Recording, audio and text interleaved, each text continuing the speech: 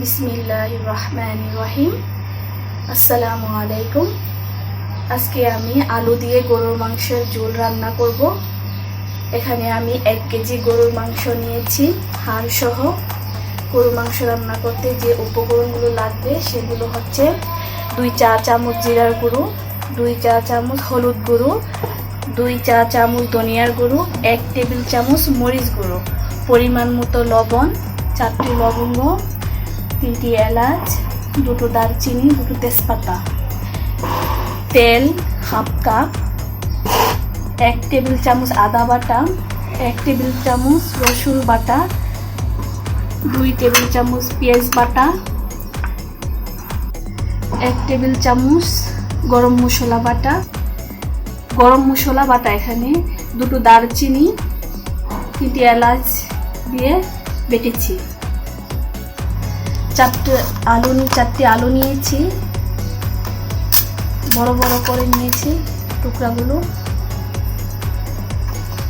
এখন এটাকে আমি হাতে মাখিয়ে রান্না করব এই মাংসটা।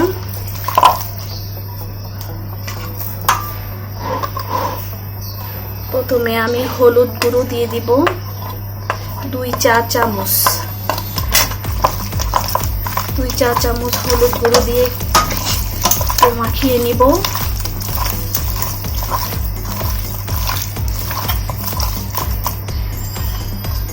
তারপরে দিয়ে দিচ্ছি 2 চা চামচ ধনিয়ার গুঁড়ো, 2 চা চামচ জিরার গুঁড়ো,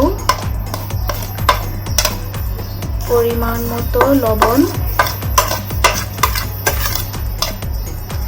1 টেবিল চামচ মরিচ গুঁড়ো,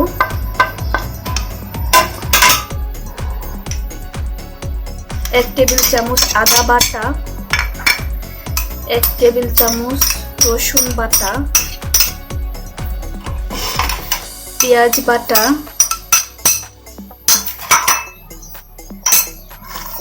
এগুলো দিয়ে একটু মাখিয়ে নিব।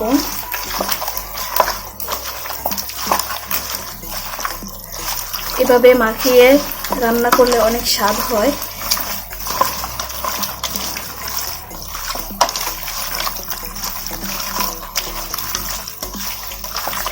তারপর আমি এখন হাফ কাপ তেল দিয়ে দিব।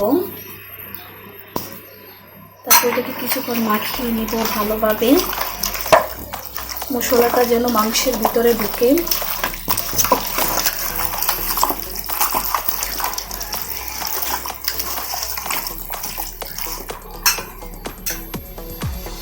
এখন আমি দিয়ে দেব 2টো তেজপাতা, দারুচিনি, এলাচ, লবঙ্গ।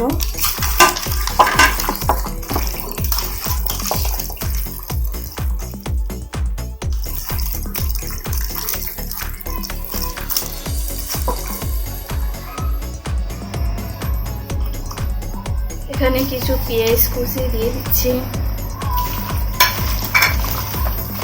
দিয়ে এটাকে ভালোভাবে মাখিয়ে নিচ্ছি। আমার এটা মাখানো হয়ে গিয়েছে। এটাকে আমি এখন চুলায় দিয়ে দিব।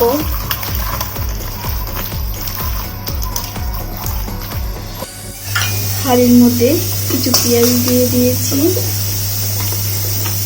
সামান্য পরিমাণ তেল,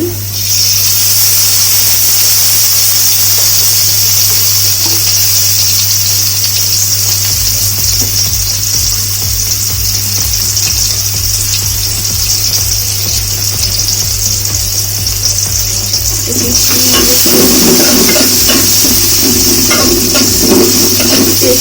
বেরেস্তা করে নিব।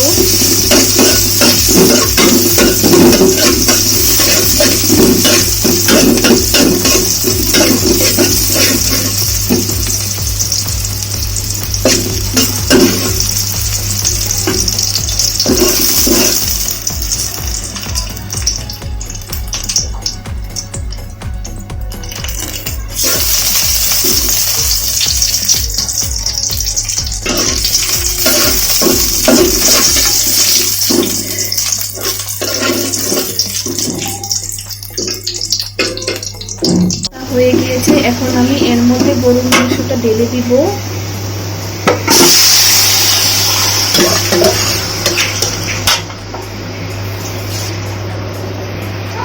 আমার গরুর মাংসটা ডালা হয়ে গিয়েছে, এটাকে আমি 10 মিনিটের জন্য ঢেকে দিব।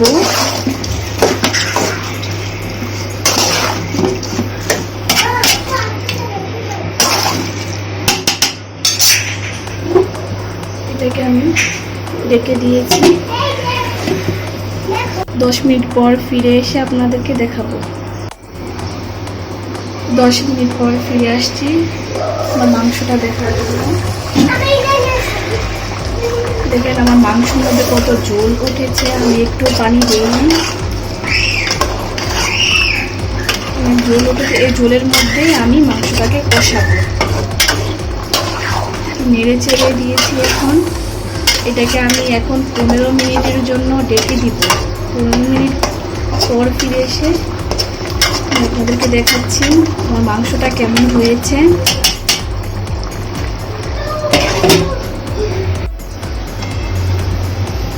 15 মিনিট পর ফিরে আসছি। এখন দেখেন আমার মাংসটা কষানো হয়ে গেছে, পানিও শুকিয়ে গেছে। এখন আমি এখানে সামান্য পরিমাণ পানি দিব। আমি অল্প অল্প পানি দিয়ে আরো কিছুক্ষণ কষিয়ে নিব মাংসটাকে। পানিটা একসাথে দিব না, এভাবে অল্প অল্প পানি দিয়ে কষিয়ে নিলে মাংসটা খেতে অনেক মজা হয়। এটাকে আমি এখন কিছুক্ষণের জন্য ঢেকে দিব। দেখি আমার মাংসটা কেমন হয়েছে। এখন অনেক সুন্দরভাবে কষানো হয়ে গিয়েছে। এখন আমি এর মধ্যে কিছু আলু দিয়ে দিব। আলু দিয়ে মাংসটাকে আলুর সাথে মিশাবো, তারপরে কিছু নেড়ে চেড়ে দিব।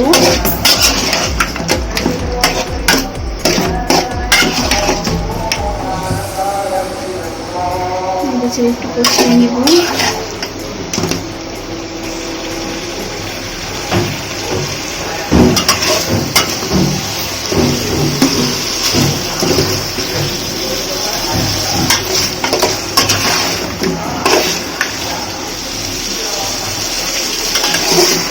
আলুটাও কষানো হয়ে গিয়েছে।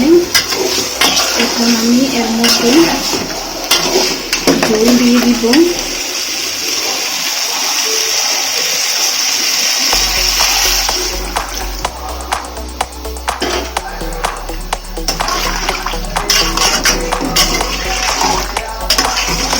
এটাকে আমি এখন ঢেকে দিব।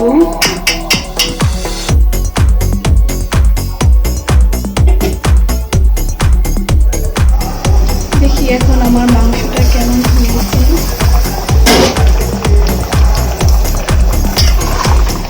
আমার মাংসটা ঝোল কমে গেছে। এখন আমি দেখি আলুটা সিদ্ধ হয়েছে কিনা।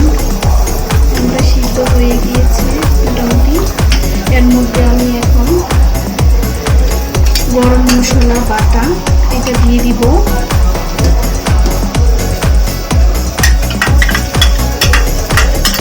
দিয়ে নেড়ে ছেড়ে দিব।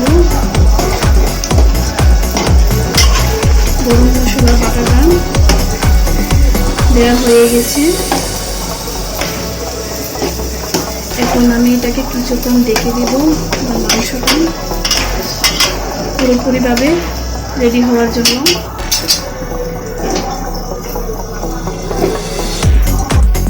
আমার মাংসটা রান্না হয়ে গিয়েছে। দেখেন আমার মাংসটা কত সুন্দর হয়েছে, কত সুন্দর কালার এসেছে। মাংসটা একদম মাখানো মাখানো, ঝোল ঝোল, অনেক সুন্দর হয়েছে। আপনাদের কাছে যদি আমার রেসিপিটা ভালো লেগে থাকে তাহলে লাইক দিবেন, শেয়ার করবেন, আমার চ্যানেলটাকে সাবস্ক্রাইব করবেন। আপনারা সবাই ভালো থাকেন। আল্লাহ হাফেজ।